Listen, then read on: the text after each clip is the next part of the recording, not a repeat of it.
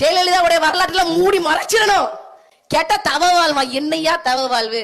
சென்னையில போயஸ் கார்டன்ல பெரிய மாளிகை மாதிரி வீடு, கொடநாட்டு வீட்டை நீங்க ஊட்டி பக்கம் போனீங்கன்னு வச்சுக்கோங்க, காம்பவுண்ட் செவரை கூட எட்டி பார்க்க முடியாது சாமி. காம்பவுண்ட் செவரை எட்டி பார்க்க முடியாது. பங்களா, ரெஸ்ட் ஹவுஸ், கெஸ்ட் ஹவுஸா என்னமோ ஒண்ணு. தேர்தலில் நின்று வெற்றி பெற்று ஜெயலலிதா எனும் நான் அந்த நிமிஷத்துல இருந்து திட்டங்களுக்கு 40% கமிஷன் அடிக்கும். கேட்டா நான் 1 ரூபா சம்பளம் வாங்குறேன். அப்பாடி அப்பா. வருமானத்திற்கு மீது சொத்து குவித்த வழக்குல அந்த அம்மா கிட்ட இருந்து எவ்வளவு வெள்ளி எடுத்தாங்க தெரியுமா? 850 கிலோ. 850 கிலோ வெள்ளி எடுத்தாங்க அந்த அம்மா கிட்ட இருந்து. தங்கம் எவ்வளவு தெரியுமா? 28 கிலோ. 28 கிலோ தங்கத்தை அந்த அம்மா கிட்ட இருந்து எடுத்தாங்க. கேட்டா ஜெயலலிதா வாழும் போது தவ வாழ்வு வாழ்ந்தார். நல்லா இருக்கே அவங்க தவ வாழ்வு. இதுவே தவ வாழ்வாயா? அப்ப தவத்துக்கு என்னையா மதிப்பு இருக்கு? இந்த வரலாறு எடுத்து போடுறான்.